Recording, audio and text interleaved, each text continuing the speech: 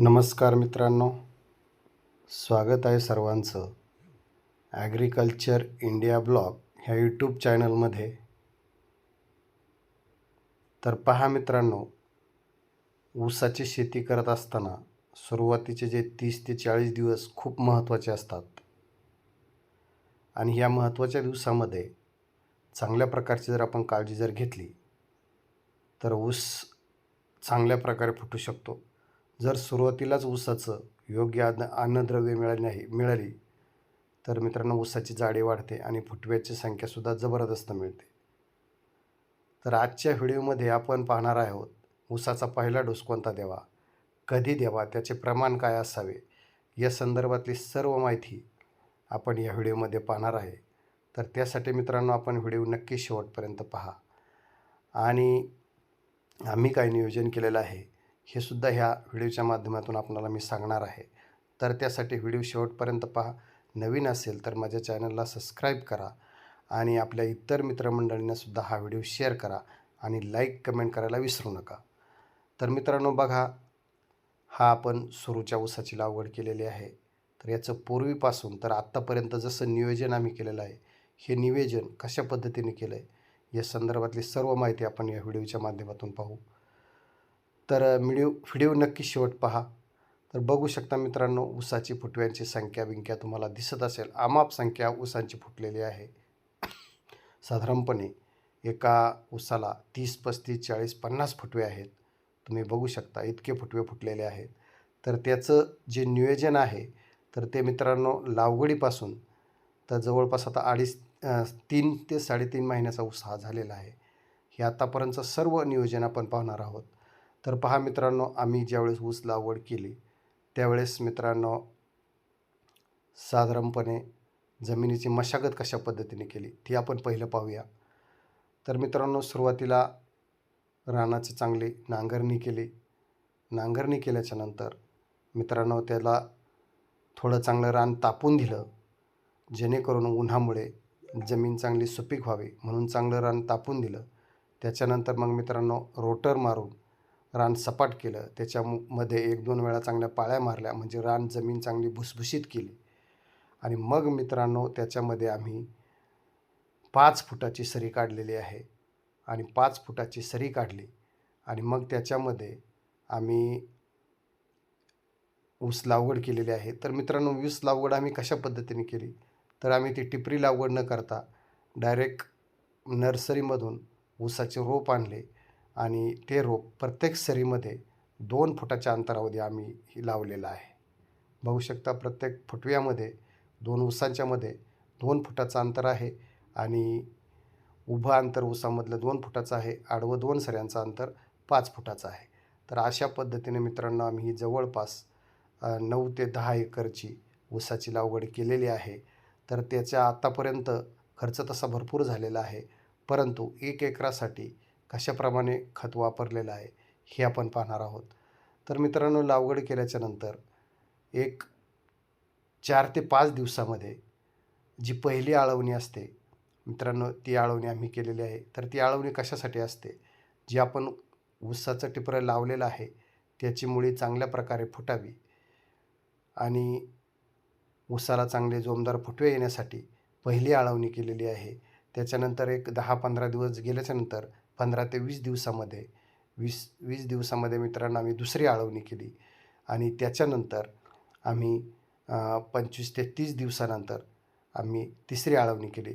अशा ह्या 3 आळवण्या केलेल्या आहेत आणि ह्या 3 आळवण्या केल्याच्यानंतर मित्रांनो ही जी ऊसाची फुटव्यांची जी संख्या आहे तुम्ही बघू शकता, खूप जबरदस्त आणि तुफान असा ऊस फुटलेला आहे. तर हा झाला 3 आळवण्यांचा चमत्कार. तर त्या मित्रांनो त्या 3 आळवण्या कोणत्या आहे त्या पाठीमागच्या व्हिडिओमध्ये मी सर्व माहिती दिलेली आहे. ती काय मी सर्व माहिती आता याच्यामध्ये देणार नाही, त्याच्यामुळे ती माहिती आपण पाठीमागच्या व्हिडिओमध्ये पाहू शकता. तर हे फक्त आता नियोजन कसं आहे तेच आपण ह्या व्हिडिओमध्ये पाहणार आहे. तर मित्रांनो ह्या 3 आळवण्या झाल्या.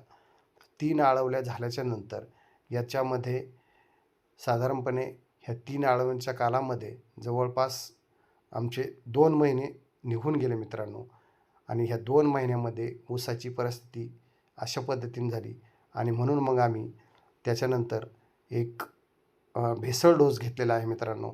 आणि तो भेसळ डोस घेतल्यामुळं ऊसाला जी काळोखी आलेली आहे, जी चकाकी आलेली आहे, ती बघू शकता आपण. हिरवागार ऊस दिसतोय, फुटव्यांची संख्या पण भरपूर दिसते. तर त्याच्यामध्ये आम्ही जो भेसळ खताचा डोस घेतलेला आहे, तर मित्रांनो तो भेसळ खताचा डोस जो आहे, तर तो कोणता घेतला आहे बघा आम्ही. 10-26च्या 2 बॅगा आणि 1 युरियाची बॅग मित्रांनो, याचं मिश्रण आम्ही केलेलं आहे. आणि त्याचं मिश्रण करून हा आम्ही मिश्र डोस दिलेला आहे. तर मित्रांनो, हा मिश्र डोस देत असताना त्याच्यामध्ये दुसरे काही आपल्या ऊसाच्या संरक्षणासाठी फक्त मुख्य खतं देऊन चालत नाही. तर त्याच्यासाठी मित्रांनो ऊसाची जाडी, कांडी चांगली होण्यासाठी, फुटवे चांगले फुटण्यासाठी यातील काही घटक आम्ही याच्यामध्ये मिळवलेले आहेत. तर त्या ऊसाच्या बॅगांमध्ये तर ते कोणते घटक आहे ते पण मी तुम्हाला सांगतो मित्रांनो. तर त्याच्यामध्ये मॅग्नेशियम सल्फेट आम्ही 10 किलो घेतलेलं आहे. झिंक 10 किलो घेतलेलं आहे, झिंक सल्फेट. आणि फेरस सल्फेट 10 किलो. आणि मित्रांनो गंधक 5 किलो. असा आम्ही हा पहिला भेसळ डोस दिलेला आहे. तर हा भेसळ डोस मित्रांनो दिल्याच्यानंतर तर आता हा द्यायचा कसा दिला आम्ही ते पण पाहणार आहोत. तर मित्र काय होतं, खते उघड्यावर टाकल्यावरती जास्त दिवस ठेवल्यामुळे काय होतं, त्याचं हवेमार्फत बाष्पीभवन होतं आणि त्याच्यातला जो अंश आहे तो उडून जातो. तर तसं नाही करायचं, खते उघड्यावर टाकू नका. तर काय करायचं, ऊसाच्या बुंध्यापाशी सरीमध्ये खत टाकून यावर माती टाकावी. नाहीतर मग लगेच त्याच्यावर मागे पाणी सोडणं खूप गरजेचं असतं. खत दिल्यानंतर लगेच पाणी देणं म्हणजे खत त्या पाण्यामध्ये विरघळून डायरेक्ट मुळांपर्यंत पोचतं. अशा पद्धतीनं आम्ही हे नियोजन केलं. म्हणूनच तुम्हाला त्या ऊसाची क्वालिटी जर पाहायला मिळत असेल तर केवळ हे नियोजनबद्ध काम. आणि हे नियोजनबद्ध काम केल्यामुळेच आज तुम्ही ऊसाचे फुटवे जर पाहिले तर खूप जबरदस्त झालेले आहेत. तर मित्रांनो, काही खबरदारीच्या टिप्स मी ह्या व्हिडिओच्या माध्यमातून आपल्याला सांगत आहे. खत देण्यापूर्वी काय करायचं आहे, तुमच्या शेतात जर तण असेल तर मित्रांनो ते तण काढून घेणं खूप गरजेचं आहे. नाहीतर तुम्ही ऊसाला खताचा डोस दिला आणि त्याच्यामध्ये जर भरपूर तण असेल तर मित्रांनो तो तुमचा तणच निम्मं खत खाऊन घेईल आणि मग ऊसाला त्याचा काहीच फायदा होणार नाही. त्याच्यामुळे काय करायचं आहे, खत देण्यापूर्वी शेतातील तण काढून घेणे, जेणेकरून खत फक्त ऊसालाच मिळेल.